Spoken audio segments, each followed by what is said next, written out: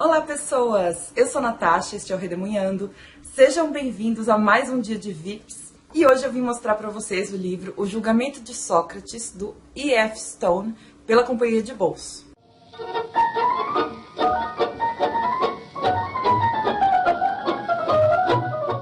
Como vocês já sabem, tá tendo vídeo todo dia essa semana aqui no canal. Então se inscreva aqui no canal para receber os vídeos novos. Deixa um joinha pra mim se você tá gostando.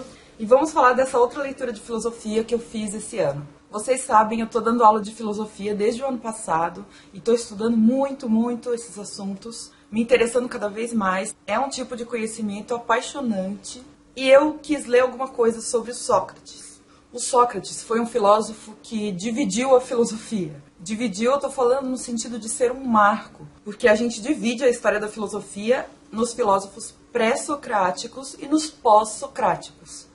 O Sócrates foi o mestre do Platão, que por sua vez foi mestre do Aristóteles. Então, assim, o cara foi fera, para não dizer outra coisa. Existem controvérsias quanto à existência do Sócrates, porque o Sócrates não deixou nenhuma obra escrita, pelo menos nenhuma obra que chegou até a gente. A gente só conhece o Sócrates por meio de outras fontes. O Platão e o Xenofonte escreveram sobre Sócrates, ambos são discípulos dele. Então a gente só conhece o Sócrates como personagem de textos dos seus discípulos. Portanto, nós temos praticamente um ponto de vista que defende o Sócrates o tempo todo e que o trata como um gênio brilhante da filosofia. Não estou dizendo que ele não é. O E.F. Stone, que é o autor desse livro, ele é um jornalista norte-americano. Ele nasceu em 1907 e morreu em 1989 e é um grande defensor da liberdade de expressão e de opinião. Ele abandonou o curso de filosofia na universidade para seguir a carreira do jornalismo e, em busca de se aprofundar nesse tema da liberdade de expressão, que era tão caro a ele, depois que ele se aposentou, ele buscou algumas fontes gregas, inclusive ele aprendeu o idioma grego para poder traduzir de uma maneira mais confiável, ou de uma maneira que ele considerava mais fiel. E toda essa pesquisa resultou nessa obra, é a última obra dele, que foi publicada pela primeira vez em 1988. Então, basicamente, ele é um repórter que quer cobrir o julgamento de Sócrates 2.400 anos depois que esse julgamento aconteceu. Porque o julgamento ocorreu em 399 a.C., se eu não me engano.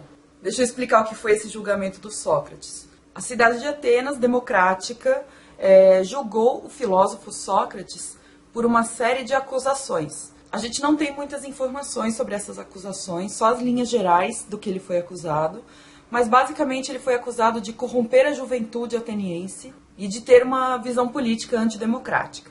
Ele foi julgado por uma assembleia ateniense e foi condenado à morte. Ele teve que beber um cálice de cicuta por ter sido considerado culpado. O Stone quer, com esse livro, tentar entender como é que Atenas, que é uma cidade tão democrática, tão defensora da liberdade de opinião, julgou e condenou alguém de uma maneira tão definitiva, tão tirânica, por causa da liberdade de expressão. Foi justamente do que o Sócrates foi acusado, de utilizar mal a sua liberdade de expressão. Portanto, isso não seria uma liberdade de expressão, né? Já digo aqui que o livro não é neutro de jeito nenhum. O Stone, ele está do lado da cidade de Atenas, da democracia e da liberdade de expressão. E ele vai trazer uma visão bastante diferente do Sócrates. Não é a mesma visão que o Platão e o Xenofonte nos dão, essa visão de um cara brilhante. Nesse livro ele vai fazer um exame bem atento de alguns argumentos e de alguns documentos. Inclusive, ao longo do texto, ele sugere algumas traduções mais precisas para algumas palavras gregas. Basicamente, para vocês entenderem, as acusações contra o Sócrates são por conta dessa visão antidemocrática que ele tem. O Sócrates defendia que um governo melhor era um governo que não era democrático. Ele via a comunidade humana como sendo um rebanho que deveria ser guiado por um pastor. Esse pastor era aquele que sabe, ou seja, uma pessoa com autoridade que merecia e que deveria ser obedecida pela população.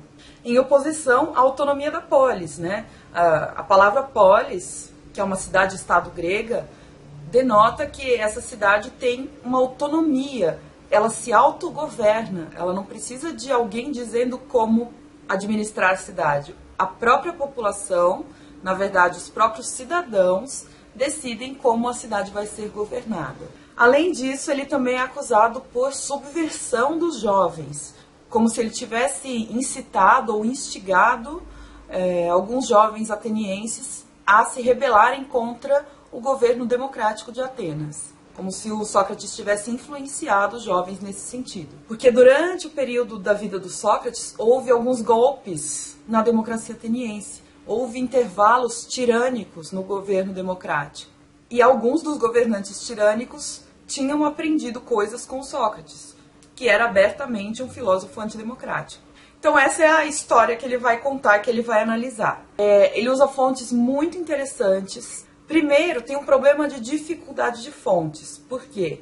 Todas as fontes são posteriores ao julgamento. E são elaboradas por discípulos, como eu disse, o Platão e o Xenofonte. Então a gente tem um ponto de vista bastante unilateral. O E.F. Stone vai se deparar com um problema que existe um Sócrates platônico, existe um Sócrates xenofôntico, existe um Sócrates aristofânico e existe um Sócrates aristotélico. Então a gente só conhece o Sócrates por meio das palavras dessas pessoas. E como é que a gente vai saber como é que era o Sócrates histórico? Qual dessas versões mais se aproxima? O que a gente pode pegar dessas versões para formar, para se aproximar do que o Sócrates era? Então a gente tem uma busca pela figura histórica do Sócrates, uma busca pelos argumentos da acusação nesse julgamento e uma busca pela visão que os cidadãos atenienses tinham do Sócrates.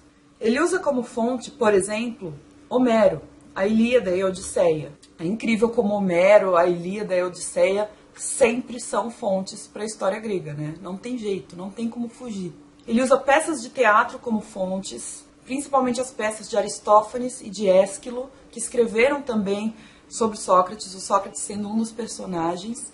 As peças de teatro eram eventos importantíssimos na Grécia Antiga, porque eles tinham esse aspecto de respeito e treino à oratória. A oratória era algo fundamental na Grécia Antiga, porque como a democracia era direta, ou seja, os próprios cidadãos tinham que argumentar sobre os seus pontos de vista, eles precisavam saber falar em público. E o teatro era uma maneira de treinar isso. Essas peças de teatro denotavam também como é que a opinião pública estava levando toda essa situação. Eu achei muito interessante porque nesse livro Stone trata um pouquinho melhor dos sofistas, que geralmente são filósofos muito criticados, e ele trata os sofistas com bastante profundidade, com bastante respeito. Isso não se encontra muito por aí. Os sofistas são acusados pelo Sócrates e pelo Platão de serem como se fossem mercenários, pessoas que passam conhecimento para ganhar dinheiro. E na verdade não era tão simples assim, né? Os sofistas tinham inclusive ideias muito modernas, entre aspas, sobre igualdade entre os homens e críticas à instituição da escravidão, por exemplo. Outra fonte que ele usa também é o Tucídides, que é um historiador antigo. Então assim, o que eu achei? Esse livro me passou uma visão do Sócrates muito diferente da que eu já tinha visto. É um Sócrates elitista, é um Sócrates antidemocrático e até arrogante. Esse livro me apontou falhas no método socrático e o tirou do pedestal, de alguma maneira, para mim. E tudo muito bem argumentado. Claro que não é só xingando o Sócrates.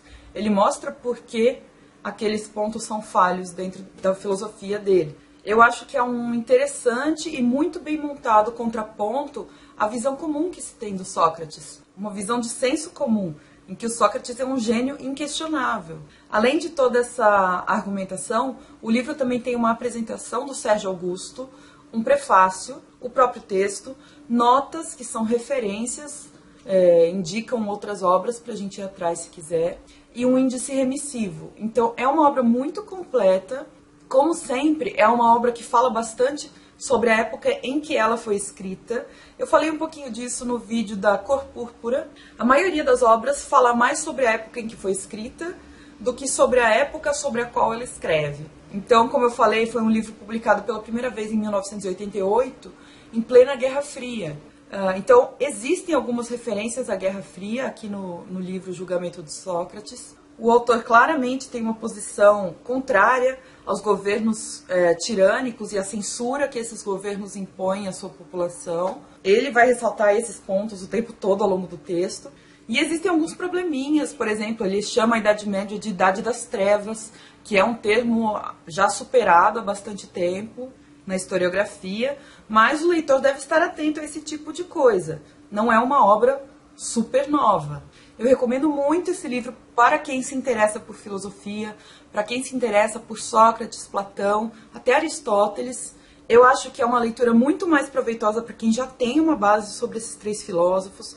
Então, se você já sabe alguma coisinha do que falam o Sócrates, o Platão e o Aristóteles, esse livro é incrível, ele é um complemento maravilhoso ao pensamento desses caras, porque o texto ele é aprofundado e ele destrincha muitos argumentos deles. Então, realmente, eu acho que é legal ter uma base sobre esses três filósofos. Mas traz interpretações muito interessantes sobre os diálogos platônicos e sobre os textos de Xenofonte. E eu acho que pode ser um material muito bom para estudar esses outros textos, que são documentos históricos, né? Recomendadíssimo para quem se interessa por filosofia. Eu espero que vocês tenham gostado. Deixa um comentário para mim se você curtiu. Deixa um joinha também, que me ajuda muito.